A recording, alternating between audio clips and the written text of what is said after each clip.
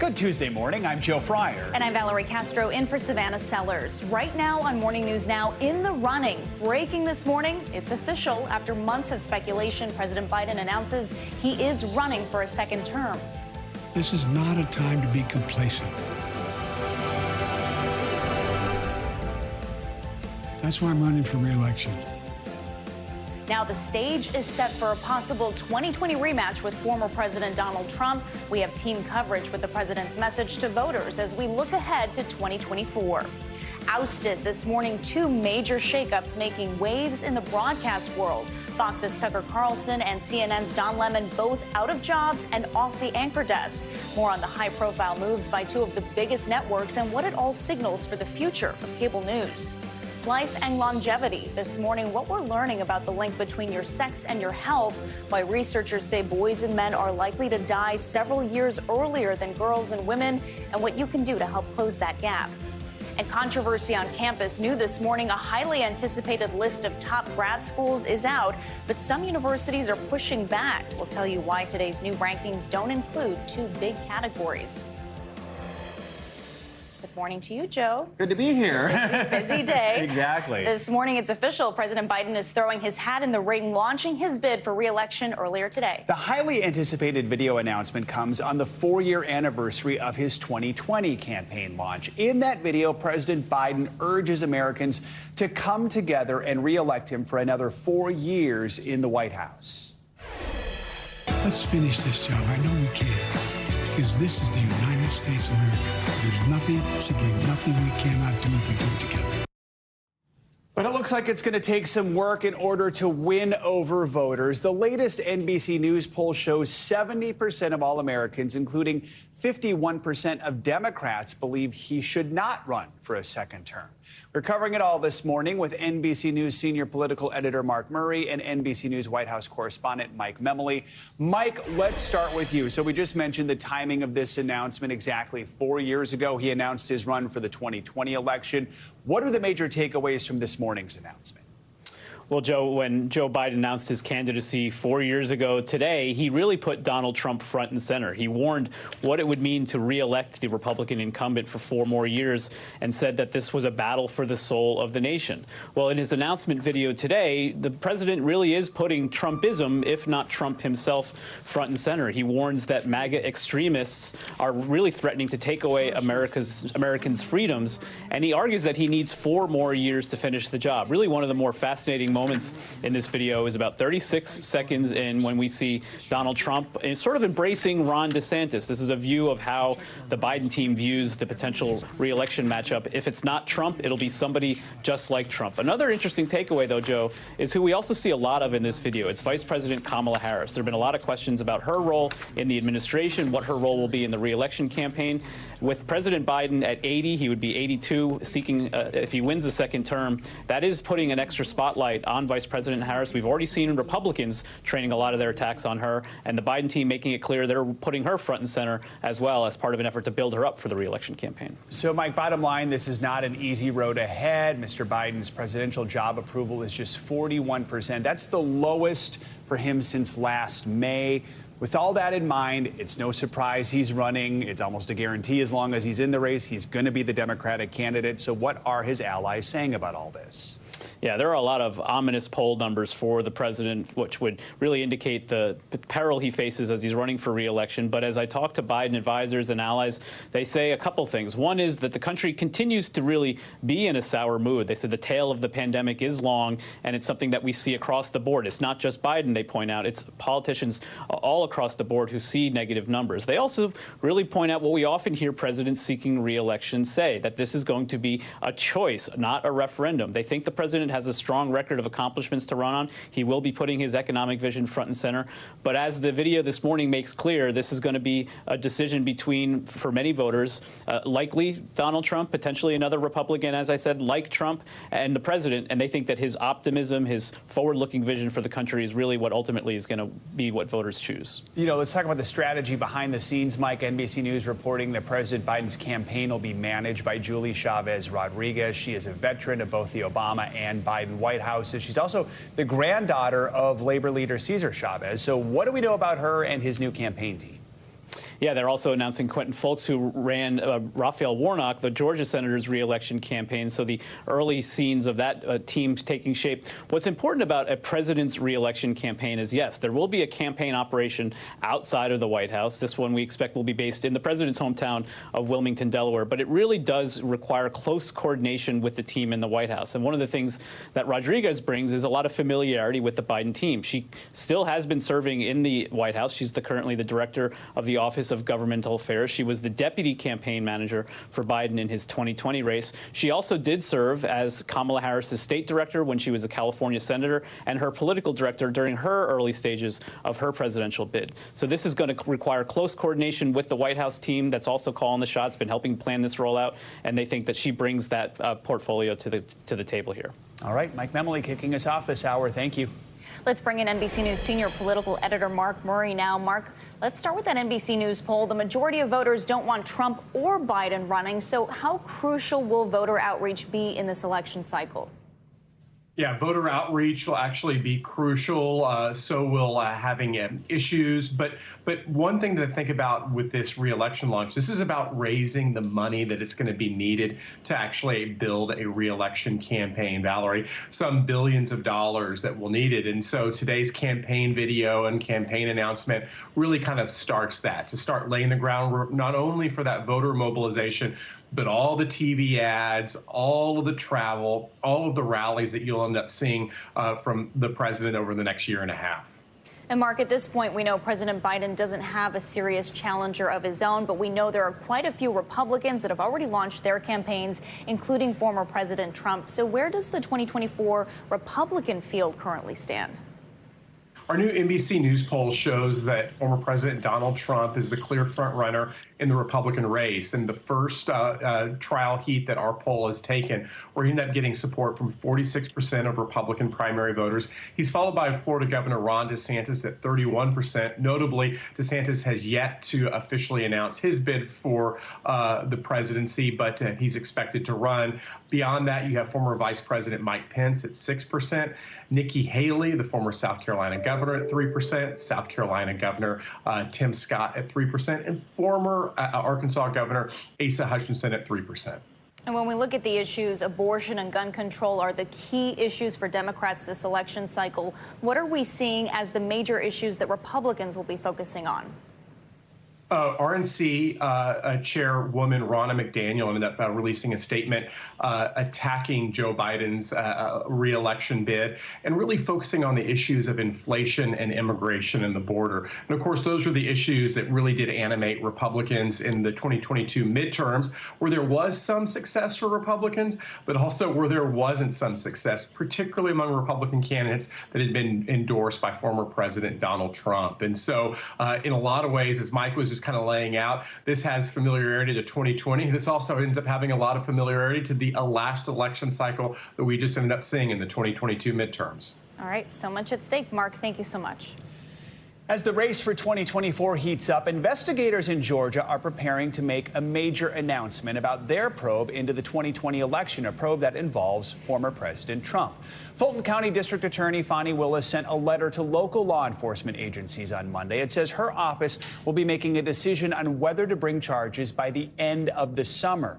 That investigation began in 2021 after then President Trump called the Georgia Secretary of State and urged him to find enough votes for Trump to win the state. Earlier this year, the special grand jury found no evidence of widespread voter fraud in Georgia. Trump denies any wrongdoing and has repeatedly condemned the investigation. Fox News host Tucker Carlson, CNN host Don Lemon, and NBC Universal CEO Jeff Shell are all out of a job this morning in what's been a turbulent 48 hours for three of the biggest media organizations. NBC News correspondent Stephanie Gosk takes a closer look at the changes that are sending shockwaves through the media industry. And we'll be back on Monday. In the meantime, have the best weekend with the ones that you love, and we'll see you then. With that, Tucker Carlson signed off on his show Friday, but he would not be coming back. Fox News Media and Tucker Carlson have agreed to part ways, the network said in a surprise statement, offering no explanation for ending the most popular show on cable news. The audience tops 3 million on an average night. Viewers drawn to Carlson's far-right opinions on issues from January 6th to immigration. This policy is called the Great Replacement, the replacement of legacy Americans with more obedient people from faraway countries. Carlson leaves just days after Fox Corporation settled a defamation lawsuit with Dominion Voting System for $787.5 million. Neither the network or Carlson has responded to requests for comment. The popular host is also being sued by former Fox producer Abby Grossberg. She accuses Carlson of promoting a hostile work environment, speaking to NBC News in an exclusive interview. Women were objectified. It was a game. It was a sport. It was like being in a locker room. In a statement, the network called the claims unmeritorious and riddled with false allegations. But Carlson's departure from Fox wasn't the only media shakeup. CNN announced longtime anchor Don Lemon would be leaving. So good morning, everyone. Welcome in. We're so glad that you could join us here. CEO Chris Licht thanked Lemon in a message to the company, adding Don will forever be a part of the CNN family. Lemon tweeting a different take on his sudden departure. I am stunned. I would have thought that someone in management would have had the decency to tell me directly. CNN denies the claim that management didn't offer him an opportunity for a meeting. Lemon's departure comes just 2 months after controversial comments he made on air about women, specifically presidential candidate and former UN ambassador Nikki Haley. Nikki Haley isn't in her prime. Sorry. When a woman is considered to be in her prime in her 20s and 30s and maybe 40s. What are you talking? Wait. That's not according to me. Prime so for what? Don't shoot the messenger. I'm just saying what the facts are. Google it. Lemon later said he regretted the comments and called them inartful and irrelevant. Licht kept him on the anchor desk, telling staff he would participate in unspecified formal training, according to CNN Business. But the controversial anchor is out of a job. NBC News' parent company, NBC Universal, is also dealing with a sudden departure. CEO Jeff Shell is leaving after an investigation revealed inappropriate conduct, according to Comcast, which owns NBC Universal. Shell writing, I had an inappropriate relationship with a woman in the company, which I deeply regret. I'm truly sorry I let colleagues down. A lawyer for CNBC anchor Hadley Gamble says the investigation into Mr. Shell arose from a complaint by my client of sexual harassment and sex discrimination. Shell and Comcast have not commented on those allegations. The media landscape is shaken, with 3 very familiar faces no longer in the picture. And our thanks to Stephanie Gosk for that report. For more on all this, let's bring in Brian Stelter. He is a former CNN host and the author of Hoax and the soon-to-be-released Network of Lies. Brian, it is good to have you with us. A lot to talk about. Let's start with Tucker Carlson. You just wrote a piece for Vanity Fair yesterday. It's titled Why Tucker Carlson's Exit from Fox News Looks Like an Execution. Focuses on why Carlson was not given that chance to sign off and say goodbye on air. What do you think that means, and do you think the Dominion case was a factor in this decision? Yeah, I think the fact that he was not on the air saying goodbye means that this was a very hostile breakup. And even though we've not heard from Carlson publicly yet, he has not commented at all. It's actually kind of incredible. This loudmouth has been suddenly silenced. And he was not allowed on the air to say goodbye because this was quite simply a firing, the television version of an execution by the Murdochs. The Murdochs, they can be loyal for years to someone. They can hold on to someone, make a lot of money with that person, and then one day just decide to change their mind. They've had enough of Carlson, and that's what happened here. I do think the Dominion case is a factor because so many embarrassing messages were revealed during the discovery process. And I'm not just talking about the ones that we in the public were able to see in legal filings. There were a lot of more messages, a lot of other messages involving Carlson that were unearthed that have still been kept private. They've been redacted in the courtroom files. But just because they were redacted, that doesn't mean Fox executives did not get to see them. Basically, here's what I'm trying to say. The management of Fox News, they were able to read Tucker Carlson's phone. They were able to read his private messages to his friends. And I can only imagine, given how much I've heard him curse at me, what he was saying privately to his friends. Imagine, for example, what he might have been saying about the Murdochs or the managers at Fox. So that does seem to have been a big factor in this decision. As we know, Carlson really was the face of Fox News. Where does this leave the network going forward, and could they replace him with someone similar if that person exists? Fox has what we would call a deep bench, but nobody quite like Carlson, who was able to top into the Trump-era rage and resentment from the far right. There's no figure quite like him. Now, maybe Fox can develop a talent like that, or maybe the Murdochs are going to drag Fox in a more reality-based direction. After all, there's a lot to debate in this country. There's a lot of debates in the Republican Party right now, but they need to be reality-based. And Tucker was often in a fantasy land, a conspiracy theory land, full of paranoia about January 6th and other matters. Hopefully, Fox will replace him with someone who's going to actually stick to the news. Obviously, cover it from the right because that's what Fox does, but stick to the real news. Let's talk about CNN's Don Lemon, now your old stomping grounds. I know you know Don. What was your reaction to his dismissal? How surprised were you by this? It did seem like Don Lemon was on thin ice for about a year, ever since new leadership was installed at CNN after a takeover of the parent company. Look, my show was canceled there last year. There were rumors at the time that Don Lemon was going to be next. Instead, he was moved to the morning, but it did not last long. And it was never quite a right fit for him there. You know, you both know morning TV, it's a unique art. It's a very special thing. He didn't fit there. They didn't fit with him. And so this seemed to be inevitable. What's remarkable was how it happened, right? Don Lemon, just like Tucker Carlson, not given a chance to sign off live on the air. Instead, he came out with a statement and said he had been terminated basically through a phone call to his agent. So it was a very swift move. Again, another television version of an execution. And it just goes to show at the end of the day, the hosts are not in charge. The network is in charge. Sometimes people forget that in TV, but that's always the truth. And Brian, the Daily Beast is reporting that both Carlson and Lemon have now hired the same entertainment lawyer, Brian Friedman, to handle their cases. What do you make of that move? That's right. That's because this is probably going to take weeks or months to resolve as a financial negotiation. I do believe both men will be paid on the way out the door. Sometimes networks do that in order to make sure it goes relatively peacefully, relatively quietly. I have a feeling Fox is going to want to try to keep Tucker Carlson off the air for a while. They don't want to see him show up on a competing network tomorrow or next week. So there's going to be that kind of battle. At the end of the day, this goes to show the continued relevance of television news, whether it's cable or streaming. People want to be able to watch people they trust. Even in a TikTok age, a Twitter age, people still like to watch people. And this is a reminder that these dominant personalities, might be replaced, might come and go, but the medium remains incredibly strong. All right, Brian, thank you for breaking it down for us. We appreciate it. Thanks. In Texas, 9 teens were shot over the weekend at a post-prom party. NBC News correspondent Priscilla Thompson has the latest on that investigation.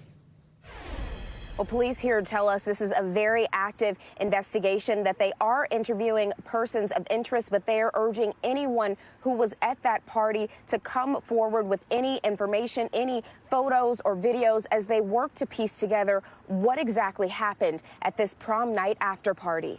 Teens forced to trade prom dresses and tuxedos for hospital gowns after 9 were shot at a prom night after party. It was supposed to be the most wonderful night of these kids' lives, greatly affected them. And it'll be something they never forget, and, unfortunately not in a positive way. The victims, ages 15 to 19, are all expected to survive, the sheriff says. Officials say 3 remain hospitalized. Investigators say around 250 teens were at a Saturday night party in Jasper, Texas, when chaos erupted. I seen the pop, it makes a bright light, and I seen it popped and I fell. Jasper High School senior Madeline Collins hit the floor as gunshots rang out. Then she heard the cries of her cousin. She was on the ground with a gunshot wound, and all I could hear was her screaming my name and saying, "Maddie, please help, help, help." No arrests have been made, but police are interviewing persons of interest. They say cars seen at the party were involved in a shooting later that night, and the 2 incidents may be connected. This just the latest incident of bullets shattering the innocence of a high school rite of passage. A new poll finds nearly half of young Americans have felt unsafe in the past month, and 40% worry they'll be a victim of gun violence. Oh my God. The violence in Texas erupted exactly 1 week after a shooting at a Sweet 16 birthday party in Alabama left 4 dead and dozens injured. 6 people have now been arrested and charged with reckless murder. The birthday girl's brother, 18-year-old Philstavius Dowdell, was laid to rest. His sister and mother still grappling with their loss. Why would they come there to Alexis Sweet 16 and run my party and give her memories around her birthday that we will never forget? Her birthday was on the 14th and Phil got killed on the 15th. That's going to be very hard. Back in Texas, some teens nearly caught in the crossfire. I'm lucky. I'm really lucky. And the people who got shot but still is alive is very lucky. Our thanks to Priscilla Thompson for that reporting. Investigators say that they are combing through the students' social media feeds, could announce new developments in the case as soon as today. Time now for a look at your morning news now weather forecast. Meteorologist Angie Lassman joins us. Hey, Angie, good morning. Good morning, guys. We are waking up chilly in some spots. It may be spring, but it's feeling a little cooler than normal in a lot of places, stretching from the Ohio Valley into parts of the Appalachians. We are waking up to freeze alerts for more than 40 million people, and you can see why. These temperatures are sitting into the 30s from Cincinnati to Columbus, Cleveland, Pittsburgh, as we look towards Harrisburg at 40 degrees. So really chilly conditions to start the day. How about where we end the day? Still going to be below normal for a lot of places like Chicago, ending up 15 degrees below normal with a high of just 48 degrees. We look out towards Kansas City, not bad, 65 degrees. But the cooler than normal conditions stay in place for at least a little while longer through most of the work week, to be honest. We'll end up into the mid-50s for Pittsburgh tomorrow. Detroit hits the low 50s. Beckley ends up in the mid-60s. So we're finally going to start to feel pretty spring-like by the time we get into really the late week, but it doesn't last for long. Washington, D.C. ends up into 68 degrees by Thursday, low 60s by the time Friday rolls around, and mid-60s for the start of the weekend. We also are tracking a system that's going to work across the country over the next couple of days. And right now, we're expecting snow. We're expecting some severe weather and also the flooding concern. We have some of that snow falling in parts of the Rockies, and that system will emerge eventually here as we go through the next day or so and kind of get its act together and intensify, bringing the potential for some strong to even severe storms here as we go through the evening hour, or the afternoon really, and into the evening hours tonight. Here's the areas that we're looking for the better chance of some of these more impactful strong to severe storms. They will include things like damaging hail up to 2 inches in size or even larger than that.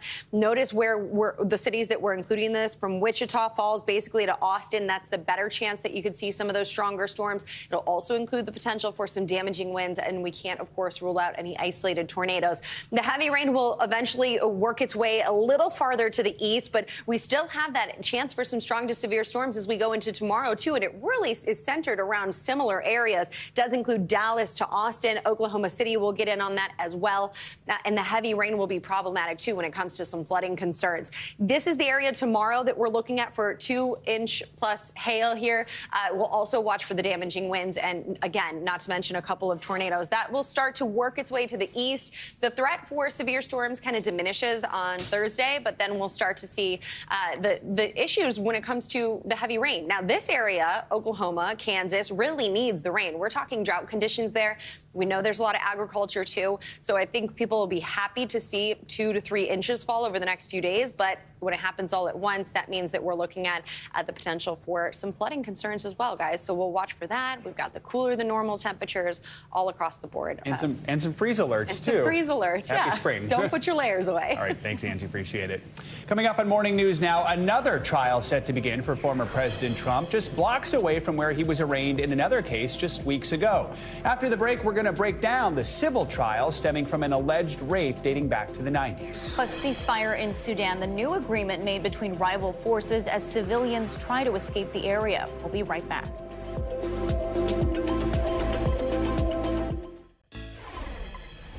Welcome back. Jury selection is set to begin in the civil lawsuit brought on by magazine columnist E. Jean Carroll, accusing former President Trump of raping her nearly 30 years ago. Carroll says the former president followed her into a dressing room where he assaulted her. She says she chose not to go public with the incident out of fear that her reputation would be ruined. Carroll first came forward with the accusations in 2019 as part of her memoir. Trump denies all allegations, saying he never met Carroll in his life. Now, keep in mind, this is a civil suit, so the former president would not face any prison time if he's found liable in this case. But this lawsuit is one of several cases plaguing Trump as he continues his 2024 presidential campaign. It's also the third time this month that Trump will be involved in New York legal proceedings. Let's bring in NBC News legal analyst Danny Savalos for more on this. Danny, good morning. This case is coming just weeks after the former president was indicted here in New York for those alleged hush money payments against Stormy Daniels. His legal team argued that he wouldn't be able to get a fair trial here. The judge disagreed. Help us understand how this jury process helps weed out anyone who might be biased, and is it possible for him to get a fair trial here in New York? If we're talking about the E. Jean Carroll civil lawsuit, that's in federal court where the judge does most of the jury selection. New York is very different in state court.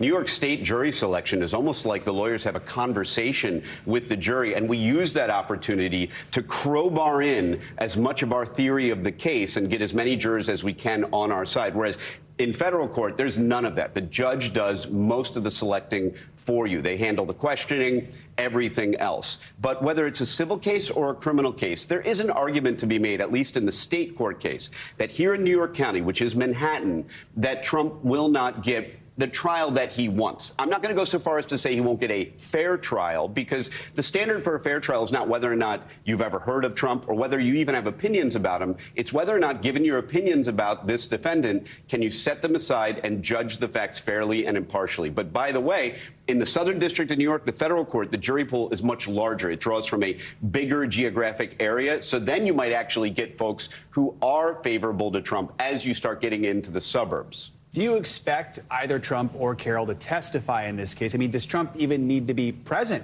in this trial? Very different rules for civil cases. In a criminal case, the defendant has to be there. That's not the case in a civil matter. Whereas in criminal court, you can draw no negative inference about the defendant's silence. In civil court, if a defendant doesn't show up, the jury can recognize that, draw whatever inference that they want to. The plaintiff doesn't have to show. Sometimes it's a good idea to not have the plaintiff in court every day. But in this case, Carroll's indicated she's going to be there every single day. Now, the jury may see that as maybe a little aggressive. It's hard to say. It's all astrology when it comes to figuring out how you're going to present your case. But Trump, I don't think, will be there. My theory is this. He doesn't have to be there. Whatever he gets hit for in this case, he can deal with. It's a far greater risk for him to get on the stand and actually testify. Too much of an X factor.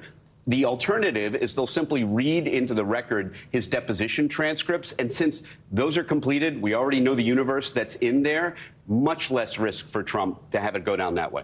And speaking of testifying, we know Carroll is one of several women who have accused Trump of sexual harassment or assault. Can any of those women testify on her behalf in this case? The rules are really tight on this issue. Character evidence is normally completely inadmissible in a civil case. But if it's admitted for another purpose, it might be able to get around this rule. So you may see other folks testifying against Trump, but it's going to be very tightly regulated.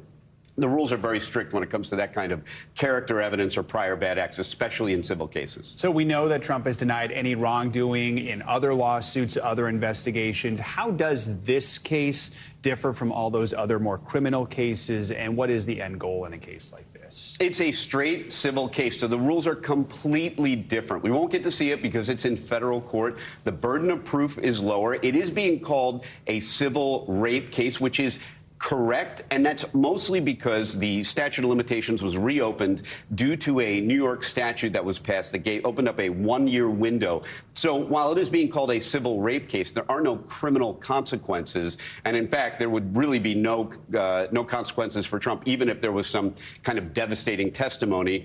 There won't be any big surprises. We already know most of the testimony because in civil cases we have depositions. We don't have those in criminal cases, except I think in Florida they have them. But in civil cases, depositions let us know everything that's going to come up at trial. There are very few surprises at a civil trial because we have so much discovery. We have much less discovery in criminal cases, much more potential for a surprise there. And our Law 101 recap: in criminal cases, it's beyond a reasonable doubt, but not here.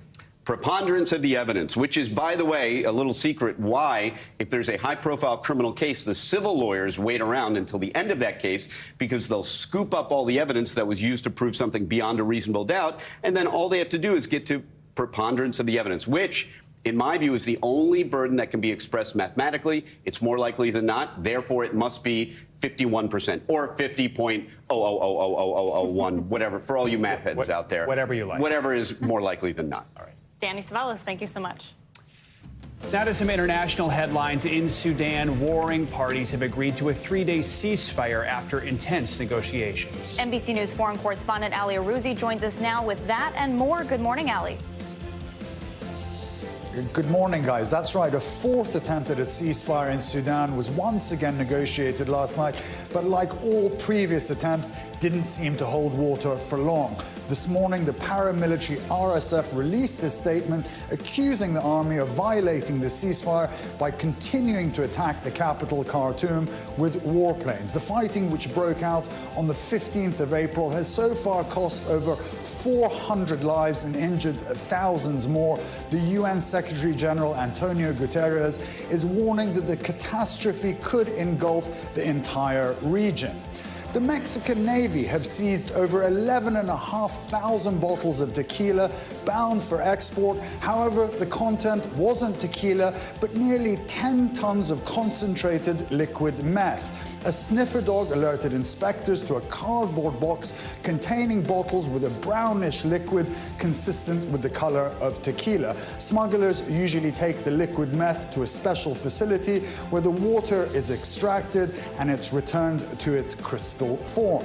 And finally, an indigenous woman from the Amazon has won the Goldman Environmental Prize for the defense of her ancestral territory. Alessandra Corap overturned the traditional male leadership in the Munduruku region to help organize a halt to mining that poses a grave threat to her community of around 14,000 people in her once secluded and tranquil village in the Amazon rainforest in Brazil. You've got to admire the determination of that woman fighting big business. No kidding. Congratulations to her. All right, Allie, thank you so much. Coming up, a growing gap between men and women when it comes to life expectancy. We'll tell you what's behind it. Plus, a lesson in letting go. Why experts say the secret to living a happier life is forgiveness. This is Morning News Now.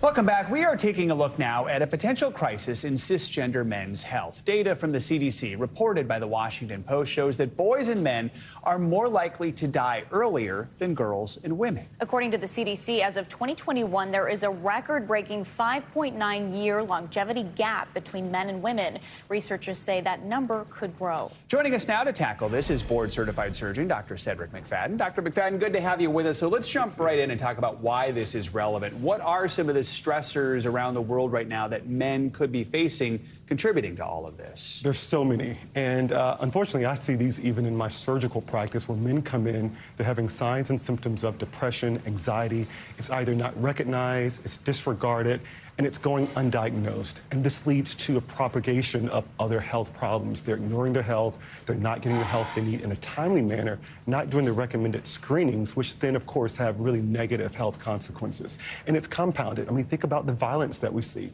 Men are more likely to be victims of violent assaults, domestic violence. Men have higher rates of suicide. That all leads to that number. And we're seeing that across all age groups, boys, even down as infants. There's some data that shows that infants are dying, especially in males, greater than females. And doctor, you just touched on this. Studies show that men are more likely to die by suicide than women.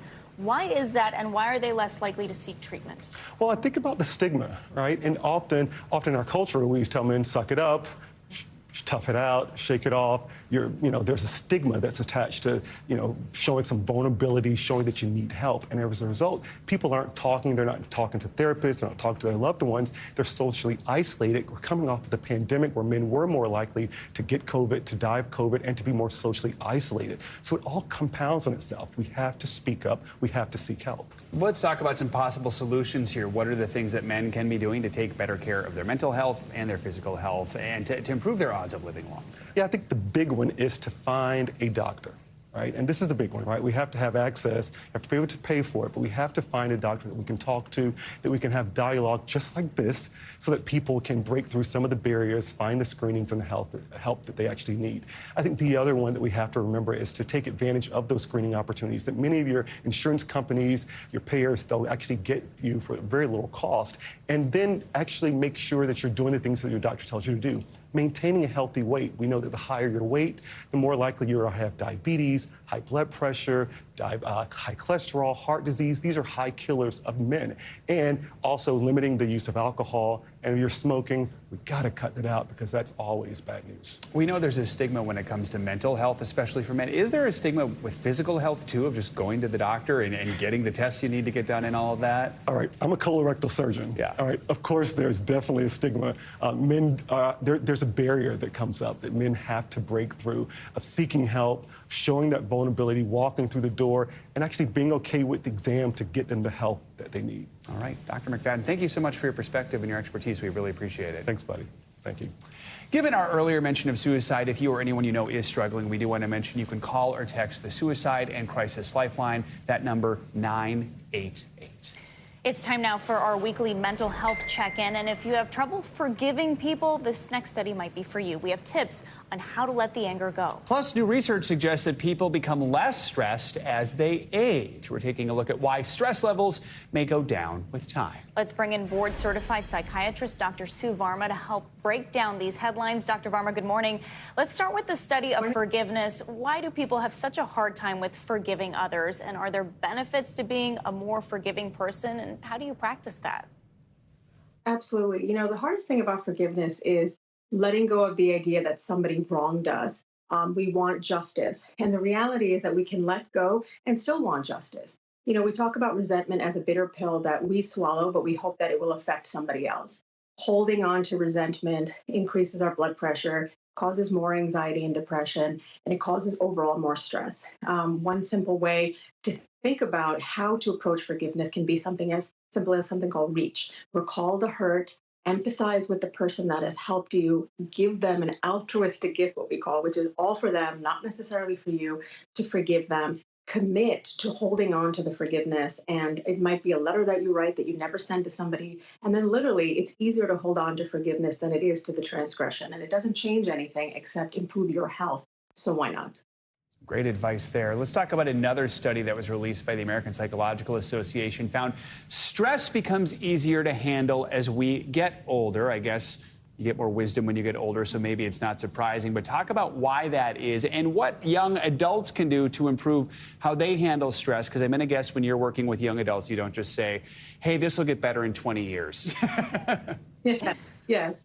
You know, sometimes there is something called, actually in cognitive behavioral therapy, which is called life's ends perspective, or a 5-year perspective, which is zooming out and asking yourself, how do I think I'm going to feel about this, whether it's 5 minutes from now or 5 years from now? And what comes with age definitely is perspective and wisdom, but interesting things happen. One thing is we stop comparing ourselves as much to other people. We also have more sort of a regulated life, like there's not that many ins and outs of people coming in or major responsibility shifts or changes. And that's a real reason for transition and crisis for young adults, is so much change happening so quickly. And the fact that our brain is really still developing 25 to 30 years old. And there's more stability in our life, and also positive emotions enhanced because we can have perspective and reframe and see things from another person's point of view, all of which is really important for happiness, life satisfaction. And a lot of those good things have turned out positive for us, and we're able to let go of the things that haven't. So it really is a global perspective of letting go, acceptance, forgiveness, and being comfortable in your own skin. And finally, Dr. Varma, let's talk about crying. Some people don't shed a tear. Others cry when they see a sunset. I know if it's a sad commercial, sometimes that gets me. What does crying tell us about how we're feeling? And are there any benefits to just releasing those emotions through tears? 1,000% there are benefits to releasing. We know that it really is a huge stress reliever. What we do find, which is very interesting, though, is in people who have anxiety and depression, that having a lot of emotions bottled up doesn't help, but crying doesn't always release it for them because of the chronic underlying mental health condition. For most people, however, sadness is an opportunity to reflect, to express yourself. What's interesting is that crying actually gets other people to gravitate towards you because it really releases oxytocin, the sort of caregiving, bonding, social hormone in both you and in them as well. A lot of times when people don't cry, it almost makes us wonder what's wrong. Why can't this person express their emotions? Why are they bottling it up? And we know that bottling it up actually ends up causing more stress in the body in the form of physical problems, headaches, stomach problems, and later on even cancer, heart disease from unprocessed emotions over the long haul. So having a journal where even if you're crying to yourself, even if you're just having a moment, cry at that sunset. I think cry at that movie, that Sweet Dog commercial. I think it's really helpful to feel connected and bonded and to soothe yourself. Sometimes you just need a good cry. Exactly. Dr. Sue Varma, thanks so much.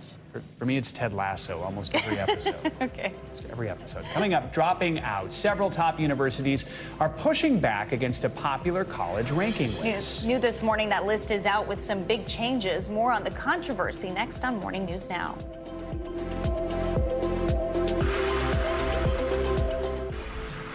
We're back now with financial headlines. Deposit flows for First Republic Bank fell during the first quarter. CNBC's Silvana Henao joins us now with that and other news. Good morning, Silvana. Valerie Doe, good morning to you. Let's start with regional U.S. bank First Republic. It says its deposit flows have stabilized, although they fell 40% in the first quarter. Now, that's more than analysts had expected, but that deposit figure, it includes $30 billion in rescue deposits from 11 larger banks announced in March, part of a larger effort to stabilize the broader banking system. First Republic says it's cutting as much as 25% of its workforce and is slashing executive pay. Crypto exchange Coinbase has filed a suit against the Securities and Exchange Commission.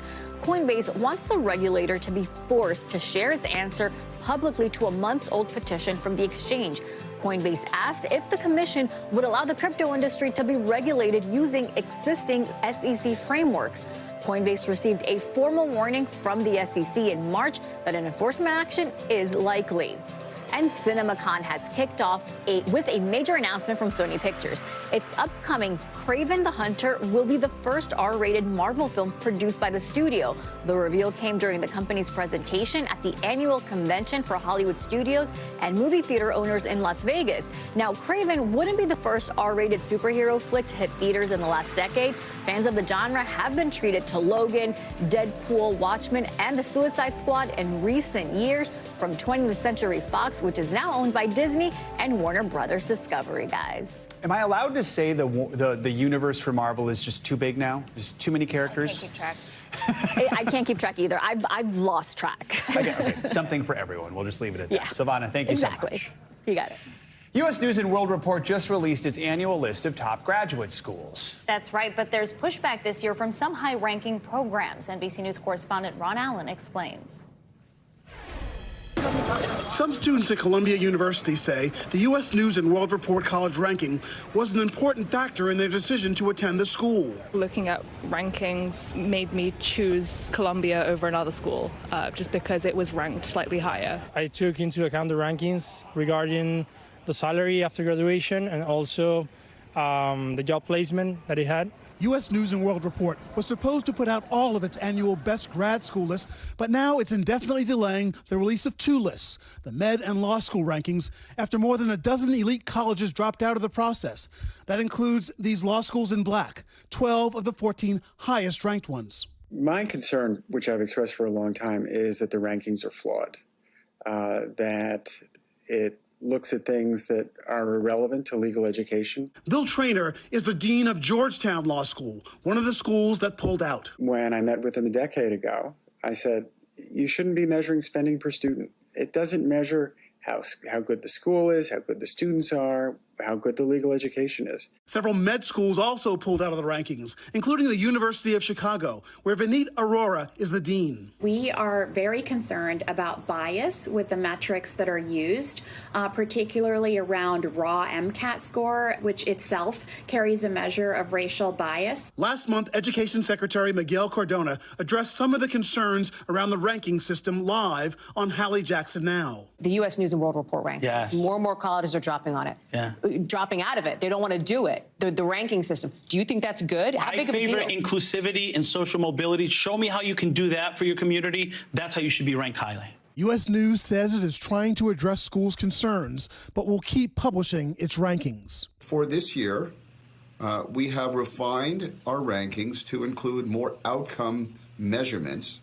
I.e., you are going to school, like law school, to become a lawyer, and therefore we wanted to make sure to measure what are the outcomes related to the education that you're receiving.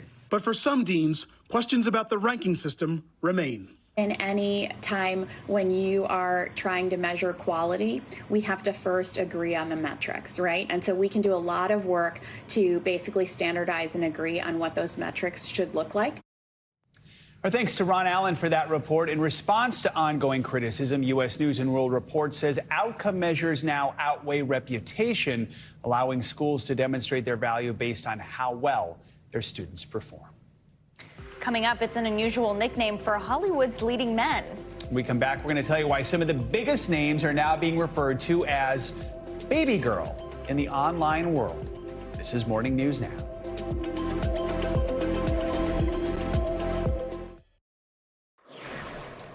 We're back with a big announcement for us wrestling fans. WWE just announced a new major title, a World Heavyweight Championship title. Chief Content Officer Triple H announced the big news on Monday night. So right now there's really only one major champion. That's Roman Reigns, who is the undisputed WWE Universal Champ. I know that's a mouthful. Well, now WWE is adding this second major title, the World Heavyweight title. The winner is going to be crowned at the Night of Champions in Saudi Arabia on May 27th. Triple H added this will be a champion that will defend this championship anywhere, any place, anytime, all over the world. I can see you're excited. I can't say I'm a big WWE fan, but I'm always interested to see what they're wearing. Yes, that's good. That's the production is a whole thing. Fascinating. You're right. Although oftentimes they're not wearing live. So anyway.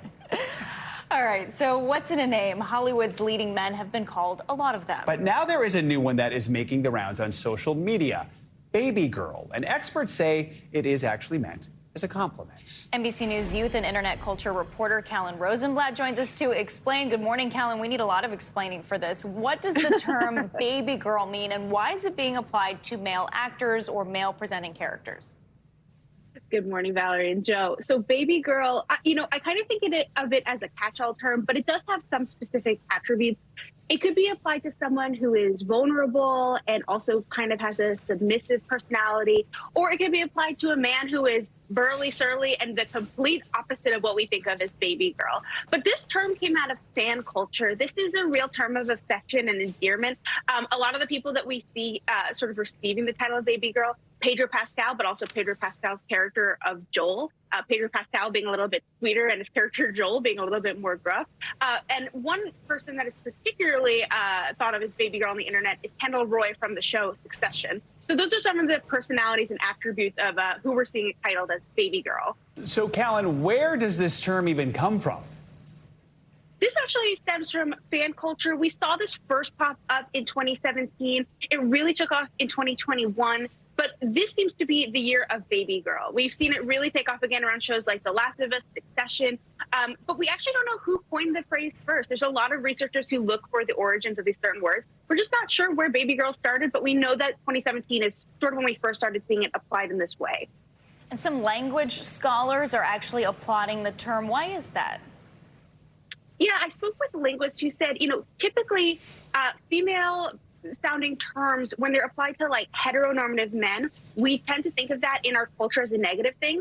Baby girl is thought of as a real positive thing, and it's sort of this feminine term that's applied to heteronormative men in a positive way. It's a way that our language is becoming more gender inclusive and gender fluid, and we're seeing that the way the internet is affecting that in real time. It's really cool just to see how our language changes and evolves and sort of becomes, more equal as time goes on. We just saw an example there. It was Oscar Isaac. I have some good news for the baby girl fans out there. We recently interviewed him, and we're going to air that interview later this week. So there you go.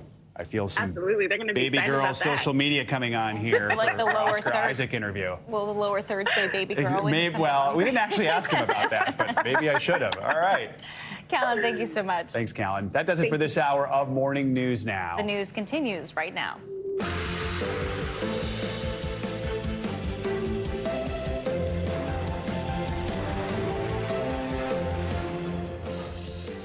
Good morning. I'm Valerie Castro in for Savannah Sellers. And I'm Joe Fryer. Right now on Morning News Now, major announcement. President Biden makes it official. He is running for re-election. He made the announcement this morning in a video message explaining why he thinks he should serve another 4 years. This is not a time to be complacent. That's why I'm running for re-election. But if recent polls are any indication, it could be an uphill battle. We have full coverage of President Biden's announcement, the case he's making to voters, and what we could expect from a possible Biden-Trump rematch. Stranded in a war zone, thousands of Americans are still in Sudan being told to shelter in place. This as the U.S. State Department announces a temporary ceasefire. We're following the latest developments this morning in the ongoing fighting and the efforts to get those stranded Americans out. Plus, shocking shakeups. Two of the biggest names in cable news are out of a job. Tucker Carlson fired less than a week after Fox's settlement with Dominion Voting Systems. And just an hour after that bombshell announcement, CNN cut ties with Don Lemon. What we're learning about these two big departures and what it could mean for the cable TV landscape.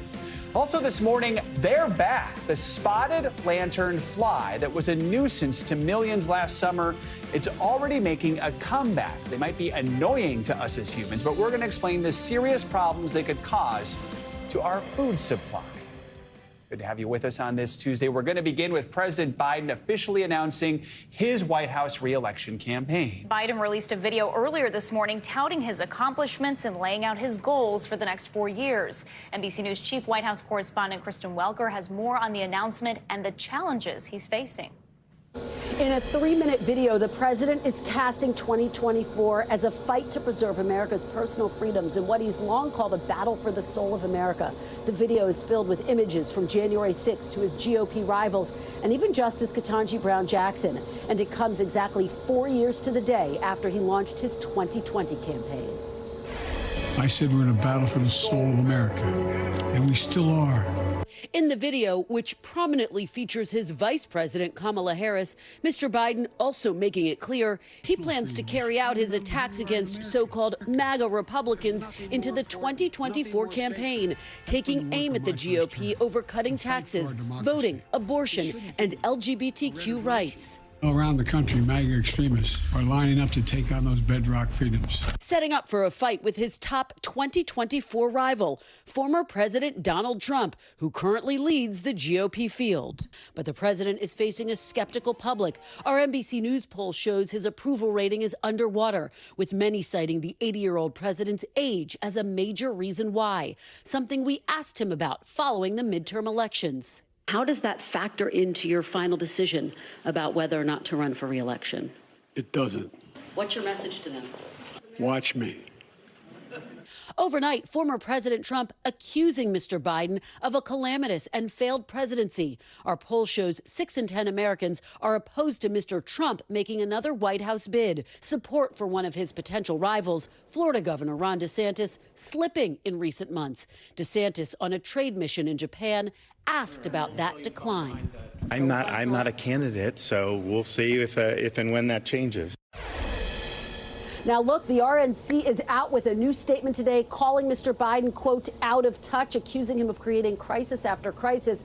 As for the president's video, it's notable the vice president appears over 10 times, reflecting the prominent role she's expected to play in 2024 on issues like voting rights and abortion. Today, President Biden will focus on a key constituency when he speaks to union workers here in Washington. Still, it will likely be several months before we see Mr. Biden hit the trail and start to hold official campaign events. Back to you. Kristen Welker, thanks so much. Let's bring in NBC News senior political analyst John Allen now. John, good morning to you. So we got a daunting sign for President Biden as he announces this re-election campaign. That's our new NBC News poll found just 26% of Americans think he should run for a second term. His biggest strength might be if Donald Trump is his opponent, because he's also not terribly popular. But what does President Biden need to do to change this, to change these numbers? Well, Joe, number one, I think this feels for a lot of Americans like they went to watch the first movie, they didn't like it, and now they're being drawn into the sequel to watch the second version of a movie they didn't love the first time. For President Biden, look, it's not clear that he has to do a whole lot different. If you look at polling right now, he's within a few points of former President Trump, usually on top of former President Trump. He won the last election, albeit narrowly. He won it legitimately by about 44,000 votes over 3 states to win those electoral college votes. So I think, for Biden, the key, I think, is going to be showing some energy, showing that he's got the vigor to do this job. The biggest concern in that NBC poll is his age. No surprise, age does seem to be one of the biggest factors why President Biden shouldn't run for re-election. I know I've been hearing that from people who I talk to in my everyday life, and they say that especially having a Biden-Trump rematch, they feel like, hey, it's 2 older guys running again. Knowing that there's nothing they can do about that, what are his supporters, President Biden's supporters, saying about that issue? I think, what I hear from President Biden's supporters is that the proof is in the pudding, that his administration has achieved a lot in terms of the legislative front, in terms of the executive order front. You're seeing Biden travel the country to do events in support of his infrastructure law and other policies. So they say that, that the idea that Biden's not up to it is just poppycock. I mean, that's a word from the time of probably Biden's childhood, poppycock, but that's essentially what they're saying. So you say, John, it's the sequel that maybe a lot of folks don't want to see, but it's very likely the current president is going to face the former president, Donald Trump. Trump is facing his own problems. Just yesterday, the Fulton County DA said that she'll announce charging decisions this summer, by the end of the summer, into her investigation into involvement and possible interference in the 2020 election in Georgia. I mean, that is a pretty crucial time for the Trump campaign, right? August is the first Republican primary debate. So how could that complicate matters and potentially loom over his campaign? I mean, what we've seen so far, Joe, is that when former President Trump comes under attack, the Republican base rallies around him. Certainly that's what happened in the indictment in New York, and I don't want to characterize that as a politically motivated attack, but the Republican base has read it that way. They've read it as an attack on Trump, and they've rallied behind him, which has put Florida Governor Ron DeSantis at a real disadvantage as he weighs whether or not to announce his own campaign. You look at that August timeframe, you're going to have the New York indictment still active. You may have activity in Georgia. You may have activity at the federal level. Donald Trump's going to have a lot bearing down on him. I think part of the big question, though, is how many of those investigations, how many of those grand jury indictments, meetings, et cetera, how many of them have come to fruition by the time people are actually voting? You know, John, I was struck by something. It was exactly 4 years ago today that then former Vice President Biden announced he was running, and we saw him talk a lot about Charlottesville at the time. Fast forward 4 years now, and in that video, you see a lot of imagery about January 6th. How much are these things going to play into this campaign, do you think? I mean, Joe Biden's argument all along, whether it's Charlottesville or you're talking about January 6th, is basically the same argument where he's saying the Republicans have become too extreme. He holds up as evidence of that the folks that did the fatal, deadly Charlottesville rally, I guess if you want to call it, holds up the folks that did January 6th and says, look, this is what I'm fighting against. And he basically puts himself, in the position of a vast majority of Americans who don't like what happened at Charlottesville and do not like what happened on January 6th. All right. John Allen. John, thanks so much for your analysis this morning. We appreciate it. Thanks, Joe. In Sudan, a 72-hour truce is in effect between 2 warring generals vying for power in the eastern African country. The ceasefire was agreed last night, but this morning there have been some reports of gunfire and shelling. The deal comes as several nations race to evacuate their citizens from Sudan. NBC News chief foreign correspondent Richard Engel joins us now with the latest. Richard.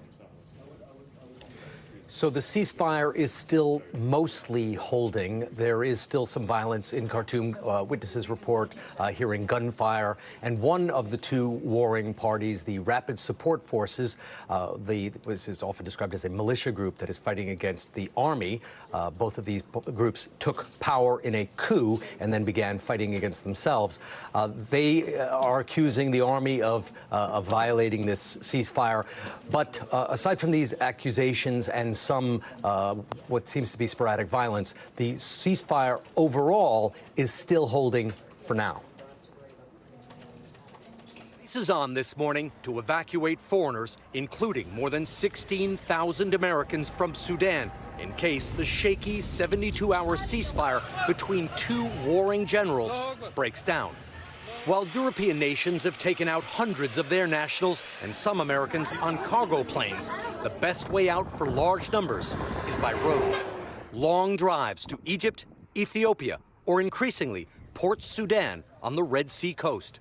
While the United States is not running convoys and has no plans for a mass rescue, the administration says it is providing information about routes and watching them from above with drones. Some of the convoys that have tried to move people out, including all the way to Port Sudan, but also to places closer into Khartoum, some of them have encountered problems, including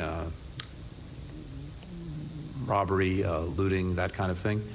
The United States has also positioned a warship off the Sudanese coast near Port Sudan in case a military evacuation is ordered or to provide medical care. Another ship is on the way. But getting out is not a simple drive. Shortages of gas, food, and price gouging mean people have to improvise. Lakshmi Parthasarathi, an American travel writer who yesterday was stranded in Khartoum, this morning has moved out of the capital for safety. She's keeping a video diary for us. I am sitting here in a school that's been turned into a little refugee camp. Yesterday, I fled Khartoum, hitchhiked south. The city was complete mayhem when I left. There were power cuts, no running water, no access to cash, so I left with only $20. Foreigners are leaving Sudan, or trying to, but many Sudanese worry the fighting will get worse once most are gone and the world's attention, as it has before, turns away. While much of the attention has been focused on the evacuation efforts, the ongoing efforts to help foreigners leave that country, there are also, of course, the consequences of the breakdown of law and order. And a short while ago, the World Health Organization issued an alert. They are expressing concern that one of these two warring parties, the Rapid Support Forces, have taken over a lab in Khartoum, and they're complaining that because this group took over this lab, technicians are not able to access it. This lab contains dangerous pathogens, and they worry that a breakdown of control mechanisms could put the public at risk. This lab contains polio, measles, and cholera. All right, certainly a tense situation there. Richard, thanks so much. Turning now to those stunning announcements at some of the biggest media organizations in America. Over the past few days, two high-profile cable network hosts have been unseated from their anchor chairs. Tucker Carlson is gone from Fox News, and Don Lemon is out at CNN. The CEO of NBC Universal, Jeff Shell, has also left following an investigation into allegations of inappropriate conduct. NBC News correspondent Stephanie Gosk has more. Hey there, it was a rough Monday for cable news. Both Carlson and Lemon's exit seemingly abrupt, with Carlson's departure coming less than a week after Fox's settlement with Dominion Voting Systems. And we'll be back on Monday. In the meantime, Tucker Carlson signed off Friday on what we now know was his last show on Fox News. The network announcing it is severing ties with its most popular host without explanation in a statement Monday. Fox News Media and Tucker Carlson have agreed to part ways. Carlson anchored the network's highly rated 8 p.m. hour that topped 3 million viewers on an average night. During last night's show, the network acknowledging Carlson's exit. I wish Tucker the best.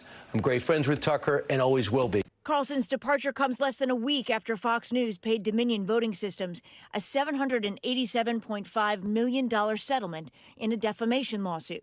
Private texts and emails from Carlson emerged during the lawsuit, including messages from the Star anchor criticizing Fox executives, disparaging former President Donald Trump, and expressing doubts about some on-air claims about Dominion that were made on Fox. Neither the network nor Carlson have revealed why he is leaving. The popular host is also being sued by former Fox producer Abby Grossberg, who accuses both Carlson and Fox News of creating a hostile work environment, speaking exclusively to NBC News. I reached a breaking point where the harassment was so bad that I called a crisis line. In a statement, the network called the claims unmeritorious and riddled with false allegations. In an equally shocking announcement Monday, Don Lemon and CNN have parted ways. The news coming out after Lemon's Monday morning show. So good morning, everyone. Welcome in. CEO Chris Licht thanked Lemon, sending this memo to his employees. Don will forever be a part of the CNN family. Lemon took to Twitter with his reaction, saying he was stunned at the termination, writing in part, "I would have thought that someone in management would have had the decency to tell me directly." CNN denies the claim that management didn't offer him an opportunity for a meeting. Lemon's departure just 2 months after his controversial comments about women, specifically presidential candidate and former UN ambassador Nikki Haley. Nikki Haley isn't in her prime. Sorry. When a woman is considered to be in her prime in her 20s and 30s and maybe 40. This morning, Lemon's former co-anchors reacting to the news. Don was a big part of this show. We wish him the best. NBC News parent company NBC Universal also dealing with a sudden exit. CEO Jeff Shell leaving his role after a company investigation into allegations of inappropriate conduct. In a statement, Shell writing, "I had an inappropriate relationship with a woman in the company, which I deeply regret. I'm truly sorry." A lawyer for CNBC anchor Hadley Gamble says the investigation into Mr. Shell arose from a complaint by my client of sexual harassment and sex discrimination. Shell and Comcast have not commented on those allegations. This morning, the media landscape is shaken. 3 influential voices are gone. CNN has not shared the reason for letting Don Lemon go. We have reached out to both Lemon and Tucker Carlson for comment, but have not heard back. Back to you. All right, Stephanie, thank you so much. Now let's get a check at your Morning News Now weather forecast. Meteorologist Angie Lastman joins us now with what feels like a very wet forecast, right, Angie? Yeah, a spring storm that's going to bring us some rain, some snow. We've got it all on the table over the next couple of days, guys. Here's the lay of the land. We have that satellite and radar picture showing you some of the snow falling in parts of the Rockies. We also have some rain that's draped down through parts of the south. And over the next couple of days, we're going to see a couple of rounds of this where we have that chance to see the heavy rain, some additional snowfall, and the potential for some of those thunderstorms to become strong to even severe. Here's the area that we're going to be watching later today as this system marches to the east. We'll have a slight risk of some of these stronger storms developing. And what that means is we'll have a chance for us to see likely some large hail. That's the best chance of an impact that you'll see, but also the damaging winds up to 60 miles per hour or even higher than that. And of course, we can't rule out a couple of tornadoes. As we get into tomorrow, this system kind of gets its act together a little more, and we'll have an even better chance to see some stronger storms that once again will include the potential for some large hail up to 2 inches in size or even higher than that, including places like Dallas, Waco, and Tyler, and stretching down into parts of Austin and San Antonio. But also the damaging winds and the tornadoes will be a potential. Here's the area that we're really going to watch for the larger hail. This is something that will happen into tomorrow, so just be mindful. It's not just today, but also tomorrow we'll have that potential where we could see some of these stronger storms. Now, as we get into the later part of the week, we'll start to see the heavier rain shift off to the southeast. Our severe threat will diminish slightly. It won't be zero, but it'll definitely diminish. And we'll turn our attention to the flooding that will occur here over the next couple of days. We likely will see some flash flooding happening in places centered really around Oklahoma. This area has been quite dry so far this season, running way below normal for rainfall so far this year. So it really could use some rain, some additional rain. But that, of course, comes with the problem of it all happening right at once, right? So Oklahoma City could end up with anywhere from 3 to 5 inches of rain when it's all said and done. That'll stretch into parts of Dallas as well. And when we're talking about snowfall, maybe a foot to 2 feet possible in those higher elevations of the Rockies.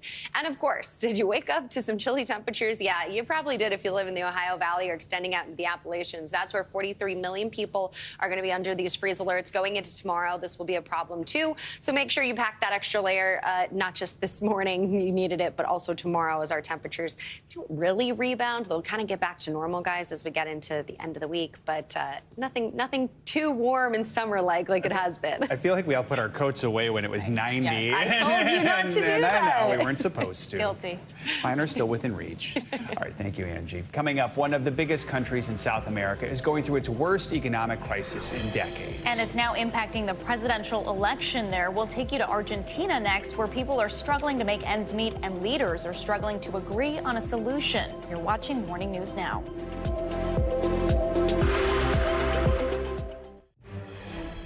We're back with some breaking news out of London. We're just now learning that back in 2020, Prince William settled a phone hacking claim against Rupert Murdoch's News Group newspapers for a, quote, very large sum. That's according to lawyers for his brother, Prince Harry, who made the claim in court documents seen by NBC News. Details of the settlement were revealed during a court hearing involving Prince Harry, who is suing the same publisher over alleged unlawful information gathering committed on behalf of the Sun newspaper and the now defunct News of the World. The publisher is trying to have the claim dismissed, arguing it should have been brought sooner. NGN declined to comment, and Buckingham Palace did not immediately respond to a request for comment.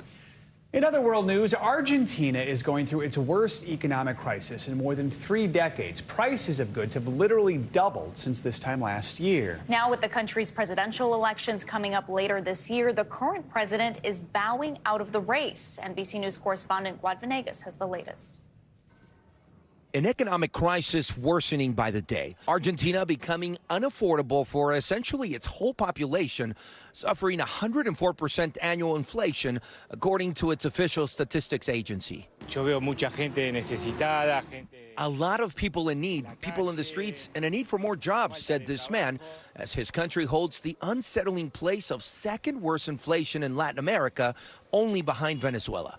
The economic crisis leading to a political upheaval. Recibimos en 2019 un país endeudado. On Friday, President Alberto Fernandez sharing this video informing the country he will not run for re-election, admitting Argentina is facing tough times. En recesión. My administration took over a country in debt, in recession, in default, with high levels of poverty and inflation, said Fernandez, also blaming the COVID pandemic for some of the economic shortcomings. Como lo hicimos durante la pandemia. But the move opening up a political vacuum of sorts. His vice president, Cristina Fernández de Kirchner, found guilty of corruption, which she denies, also says she's not running. Neither is center-right opposition party leader and former President Mauricio Macri. As the country's leaders step back, in the streets, people urging the government for help. En mi caso, por ejemplo, cero capacidad de ahorro. I have zero capacity to save. Compared to last year, what I could have saved dropped by 60 or 70%, said this woman, adding the inflation in Argentina feels like never before. But currency instability is a long-standing stain on the country. The last time Argentina saw inflation over 100%, back in 1991, when restaurants lined their walls with worthless bills and shop owners closed in protest. Now, workers taking to the streets again, demonstrating against poor living conditions, and the country borrowing $44 billion last year from the International Monetary Fund. En el caso de los comedores, por ejemplo, las ollas vacías están vacías por la inflación y por la decisión política de este gobierno de no entregar la comida como parte de la reducción del gasto social para pagarle al Fondo Monetario Internacional.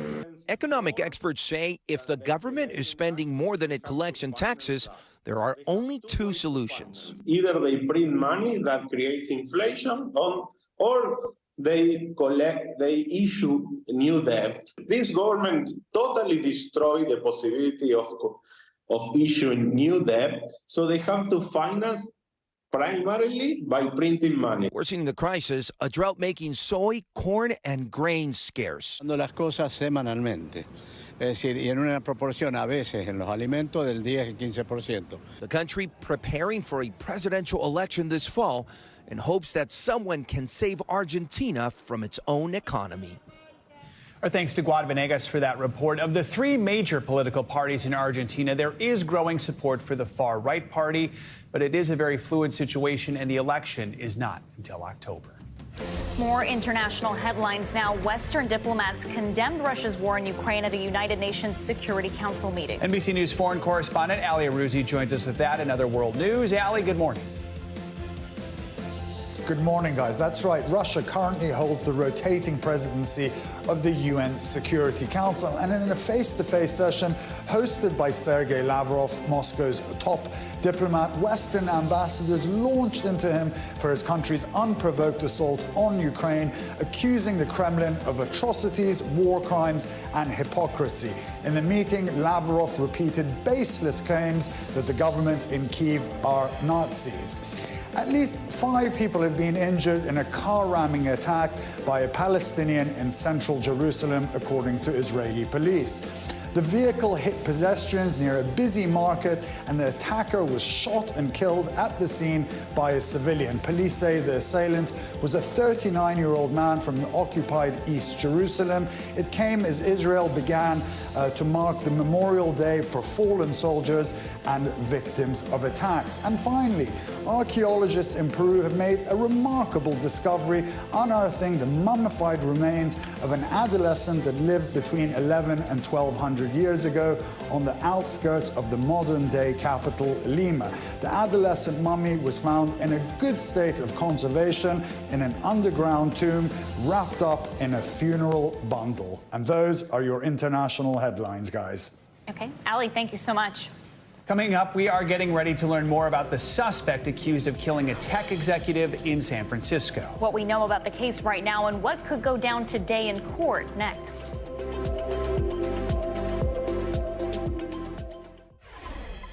We're back with new developments this morning in the murder of tech titan and Cash App founder Bob Lee. The man accused of stabbing him to death is expected to appear in court later today. NBC News national correspondent Miguel Almaguer is in Los Angeles with the latest. The suspect, Nima Momeni, is facing up to life in prison if convicted in just a few hours in court. His lawyers are expected to argue why the tech entrepreneur should be released on bond. And if that happens, prosecutors could lay out even more details in their case.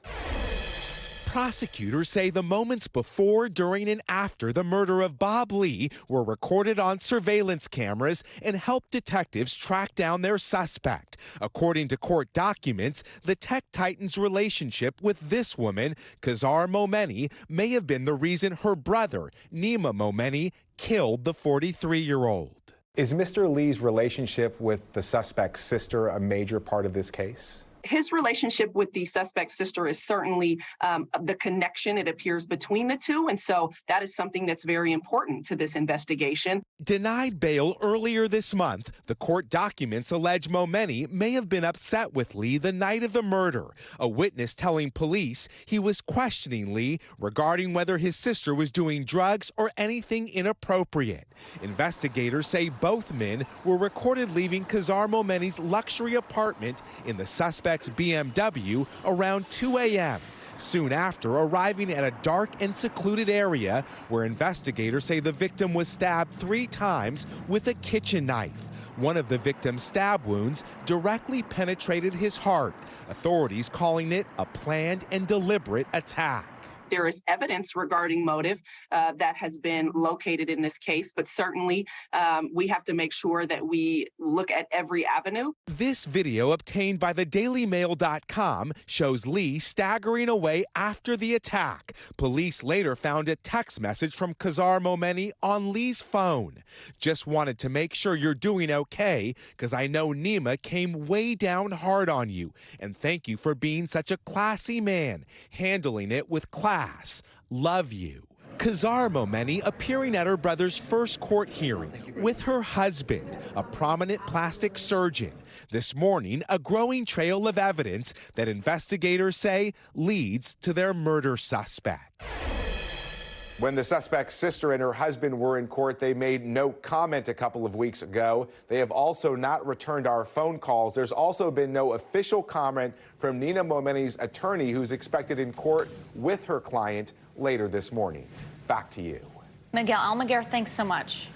Now to a story about our veterans' mental health. New data shows a record number of veterans are reaching out to the Veterans Crisis Line for help. In March alone, the suicide hotline logged more than 88,000 calls and texts. That's the most number of contacts the line has logged since it started in 2020. Joining us now to talk about this troubling trend is Matt Zeller. He is an Army veteran and the advisory board chair at the Association of Wartime Allies. Matt, thanks for joining us. We really appreciate it. I mean, this is quite a spike in calls. In your mind, what do you think is behind this increase? And do you think the system is equipped to handle this increased traffic? I really thank you for having me on.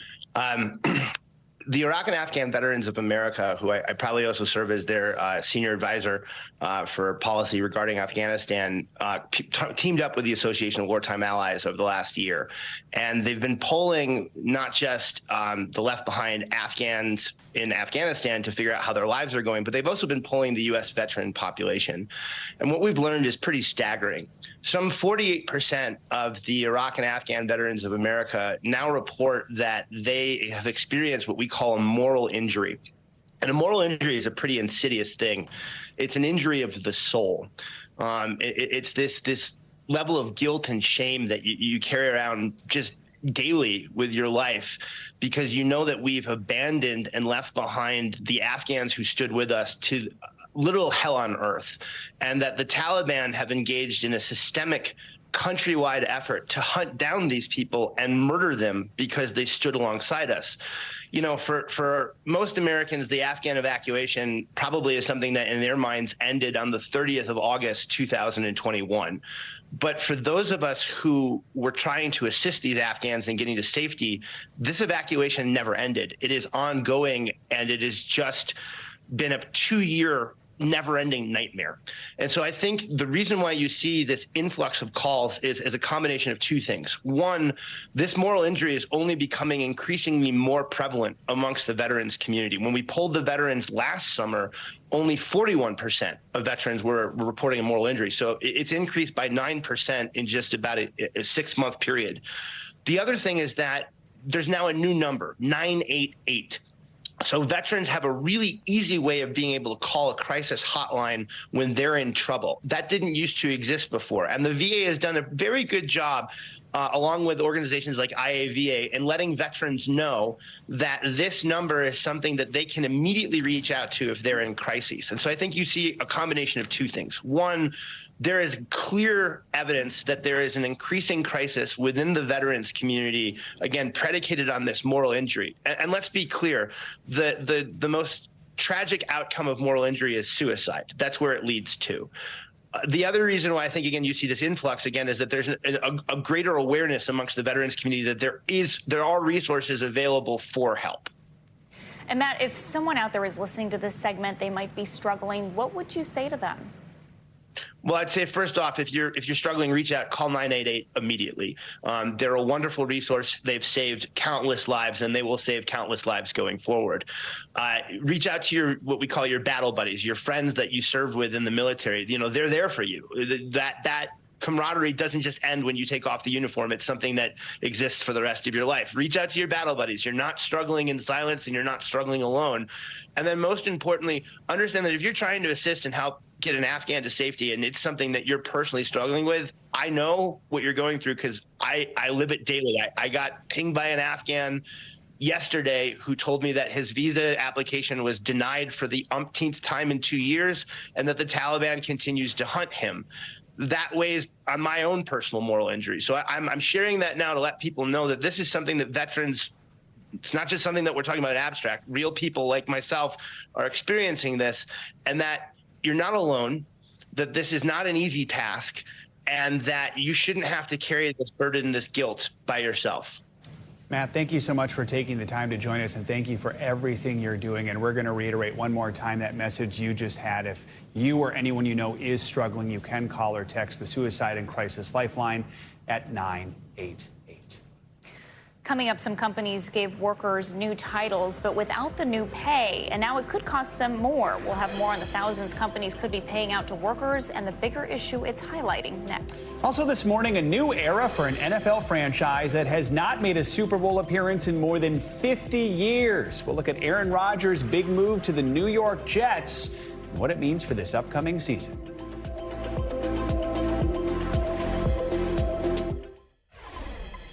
Some companies are under fire this morning for allegedly mislabeling employees' job titles, a seemingly innocent action that could cost workers thousands of dollars in overtime pay each year. NBC News correspondent Kristen Dahlgren explains. Tiffany Palliser was an assistant manager at a Panera Bread in South Florida. She says her morning started at 5 a.m., opening the store, putting out the food, and doing a lot of prep work. But once customers started arriving, she says her job didn't exactly look like what you'd expect from an assistant manager. Maybe I would work cashier that day. Maybe I would work the line prepping salads and doing things like that. And that's where I spent the majority of the rest of my shift. Palliser estimates she worked 50 to 55 hours a week. And because of her title, she made salary. She says she wasn't paid for any of her overtime. Palliser participated in a collective action complaint accusing Covelli Enterprises, the largest franchise of the brand, of not paying hundreds of assistant managers overtime. Panera and Covelli Enterprises have not responded to our request for comment. The lawsuit settled for several millions, and Palliser received a settlement payment. But for her, this issue is about more than just getting fair compensation. I couldn't be there for my children. I couldn't be there for my husband. A lot of things in our life suffered greatly because of it. This is not a unique situation. A growing number of employers are mislabeling rank-and-file workers as managers, according to a recent paper. Why? The paper alleges companies actually want to avoid paying overtime. Federal law requires employers to pay time and a half in overtime for people who work more than 40 hours or make less than about $35,500 a year. But if a worker is a manager, companies don't have to pay overtime. Advocates like Paul Son at the National Employment Law Project call that wage theft. These big corporations, for example, dollar stores or fast food chains, will deliberately understaff their facilities and then instead rely on a group of low-paid workers whom they label managers to run the operations. A recent study published in the National Bureau of Economic Research backs this up. Umi Gurun is a co-author of that study. Companies are about 5 times more likely to post a job posting that says, this job is you are going to be called a coffee cart manager or shampoo manager or any kind of just a sandwich making manager. Panera Bread, JP Morgan, and Walmart are just some of the companies who settled multi-million-dollar lawsuits for misclassifying workers. The Biden administration is trying to fix this. They have a proposed overtime rule that is slated to be published in May, according to their agenda. But some business leaders aren't happy about potential changes. A vice president at the National Retail Federation said in a statement to NBC News, should the Labor Department change overtime regulations, it will have a detrimental impact on retailers' ability to offer the most flexible, generous, and tailored benefits packages to lower-level exempt employees. Our thanks to Kristen Dahlgren for that report. The Wage and Hour Division of the U.S. Department of Labor is still reviewing regulations and gathering information for that proposed overtime rule slated for this May, but it has not specified any changes. To financial headlines now, TikTok's parent company is now unveiling a new social media app. CNBC's Silvana Henao joins us with that and other money news. Silvana, good morning. Hey, Joe. Hey, Valerie. That's right. So Chinese tech giant ByteDance is pushing another social media app in the U.S. Now, even as TikTok, its flagship short video app, faces a possible ban right here in the States, the new app is called Lemonade. Now, it's a kind of a combination of Pinterest and Instagram focused on health, wellness, and beauty. And it was the second most downloaded lifestyle app in the U.S. in the last 30 days. Swiss megabank UBS saw its annual net profit drop 52% in the first quarter because of ongoing litigation in the U.S. This is UBS's first quarterly report since it took over failing Credit Suisse. And despite all the complications from that, UBS says it received $28 billion in new funds during the quarter in its global wealth management unit. And Apple is calling it a, quote, resounding victory after an appeals court mostly sided with Apple in its App Store battle with Epic Games. The decision suggests Apple's control over the App Store and the fees it charges won't change significantly as a result of this ongoing battle with Epic Games, guys. Thanks, It really has been ongoing. I'm curious about that Lemonade app. I mean, not that I need another app on my phone, but I don't know much about it. I've never even had TikTok. I don't have Snap. I mean, I'm a little bit behind on the whole social media thing, and now another app, forget it. Yeah. Okay, Silvana, thank you so much. You got it. He told us on the Pat McAfee show, he had us waiting. I've been sitting on my edge of the seat till today, and I yelled in my job. I was like, we got A-Rod, so we got to get a chip. We haven't had a quarterback in years. We need Rodgers. Need him. We're going to win the Super Bowl. Mark my words. How many times have you heard that before? New York Jets fans celebrating the start of a new era for their team and the end of an era for the Green Bay Packers. It is now official. Longtime quarterback Aaron Rodgers is heading to the Jets. The deal comes after weeks of speculation surrounding the football legend's future on the field. Joining us now is NBC News sports host and reporter Corey Robinson. Corey, this has been one of the most talked about trades of the offseason. Now the deal is complete just days before the draft. Walk us through how we got to this point. Well, you have to go back to this idea of succession planning, right? So when the Packers drafted Jordan Love, that was when Aaron Rodgers reckoned with his football mortality. How did he respond? Back-to-back MVP seasons. Pretty good response. But then all sorts of hell broke loose, right? So then there was contemplations of maybe I'm going to retire, maybe not. Then Devontae Adams left. Then there was no one to throw it to. Aaron Rodgers had a really bad season last year. And then there was the darkness retreat, which we all remember. Coming out of that, there was just a breakdown of communications. The Jets swooped in, and here we are. We thought that this, in the football world, there was no rush. So the fact that this happened before the NFL draft is really, really interesting, kind of shocking. So, Corey, we saw those Jets fans celebrating. I have a feeling that's what was going on in the brain of Jordan Love when he found out about this, knowing he's finally going to get his shot in Green Bay after being back up for 3 seasons. What can we expect from Love and the Packers this season? You know, this is probably the best case scenario for Jordan Love. And I'll tell you why. In football, you rarely have the opportunity to be an apprentice to someone who, you know, you get to be around someone who's at that caliber, that back-to-back MVP caliber, be in the NFC Championship game, like be around that playoff experience. This is probably the best case scenario because there's been no pressure on him. So Brian Gutekunst, the GM of the Packers, recently said this about Jordan Love and this opportunity. Obviously, Aaron's up there in age and has I don't know however many years he has. I think he's got some really good football left in him. But I think for us, it was just as we got through the offseason and started talking about where we wanted to go, this made a little bit of sense for us. As we move forward, we're really excited where Jordan can go. He needs to play. And having him sit another year, I think, would really delayed kind of, where we're going and what we're trying to build.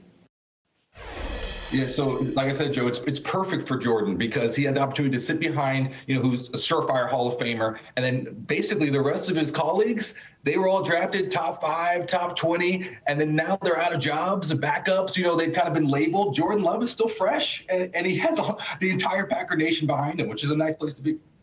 And Corey, quickly, Zach Wilson, the previous quarterback, he had a couple of tough seasons. What happens to him now? Well, they said they want to keep him on the roster, Valley, but it's kind of interesting because do you really want to do that? I mean, we've seen this happen with Mitch Trubisky where you're a top 5 pick, you have some success, but then you end up being a backup. And I think that's kind of Zach Wilson's route, unfortunately, and that's what happens when you get there too soon. And like I said, Jordan Love kind of escaped that. All right, a lot of excited fans, though. Corey Robinson, thanks so much. Coming up on Morning News Now, bracing for a bug invasion. These spotted lanternflies are back and could pose a serious threat to our food supply. What do you need to know about the bug's return and what's being done to try to contain them? Plus, we'll show you the new way artificial intelligence is helping visually impaired people navigate their world. Stay with us.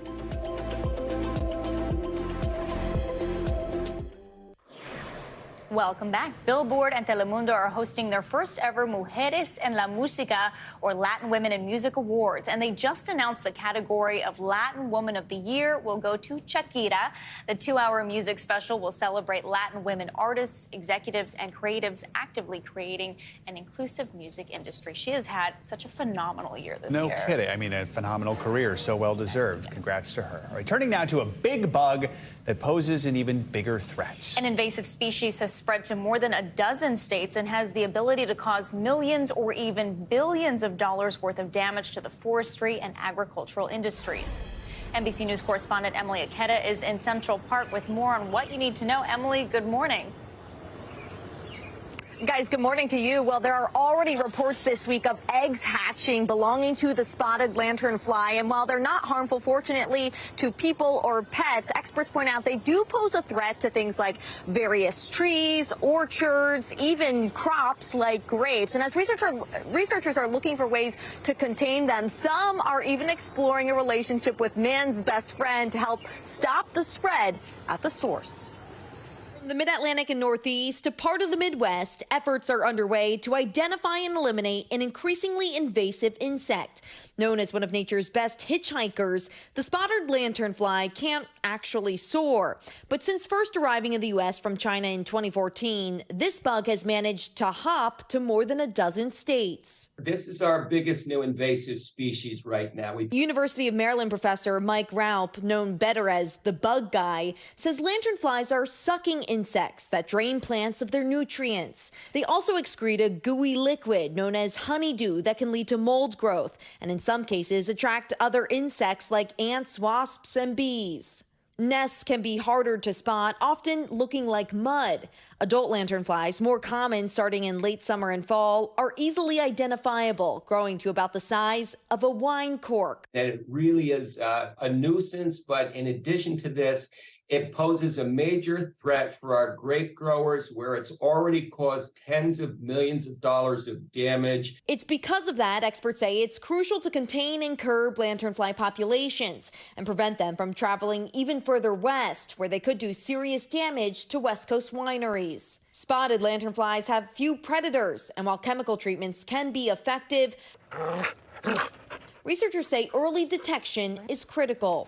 Teams at Virginia Tech and Texas Tech deploying a more natural approach, hoping dogs could lend a paw and, more importantly, their nose to the effort. We think what the dog and handler teams might be really useful for is preventing further spread, so that they could go through and check a winery, check the vineyards, and make sure that there are no egg masses. Good boy. The researchers are teaching the dogs to sniff out and identify lanternfly nests before they hatch. Sally Dickinson's 8-year-old border collie Flint is part of the project. It's saving my community. It's protecting us against invasive species without having to use large amounts of pesticides, which we know are not great for the environment. And the dog is also getting out there and enjoying doing something that it loves to do too. So all in all, it's just a wonderful activity.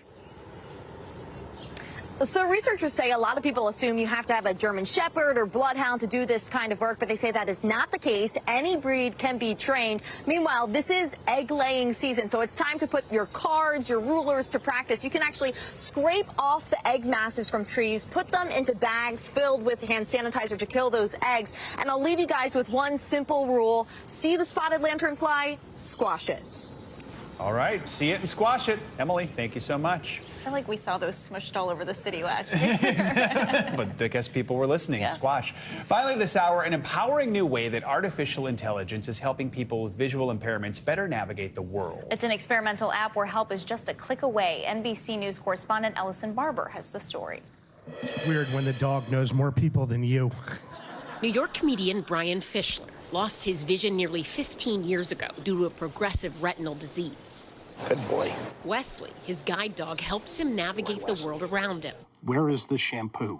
But now another helper, right at Brian's fingertips. The shampoo is located on the bottom shelf towards the left side of the picture. Brian is one of about 100 people beta testing the new AI-infused Be My Eyes. Do you feel like you have a bit of your independence back with it? Absolutely. Absolutely. It's very empowering.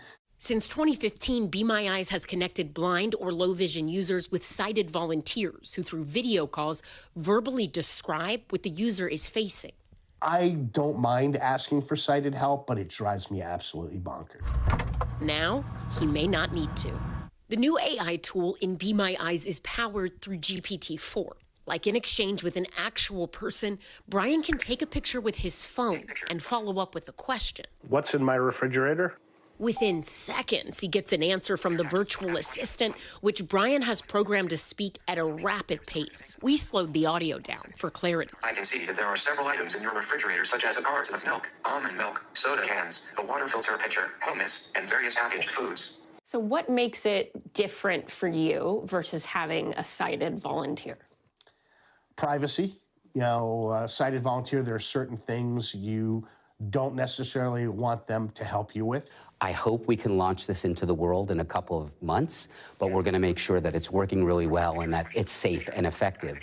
Mike Buckley is the CEO of Be My Eyes. Why change something that's working? Why replace people with robots? What do you say to that? Because it's what our community wants. There are some people who may not want to call a person. I talked to a woman who said, I didn't want to call a volunteer today because my kitchen was messy. Be My Eyes human volunteers will remain just a click away, and the virtual assistant, just like the app currently, will be free to individuals who use it.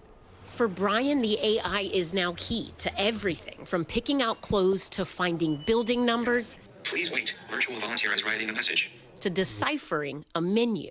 Mac and cheese, $10.95. Creamy mac with a crispy cheddar breadcrumb topping. Dill skins, $10.95. Potato skin stuffed with milk.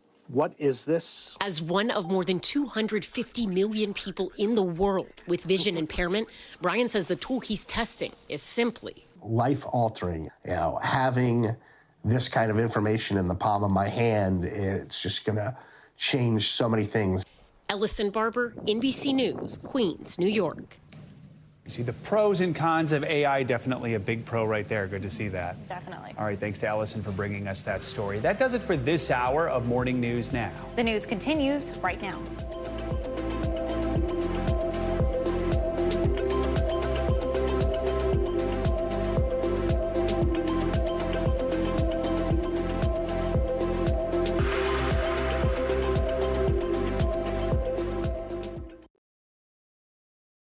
Thanks for watching our YouTube channel. Follow today's top stories and breaking news by downloading the NBC News app.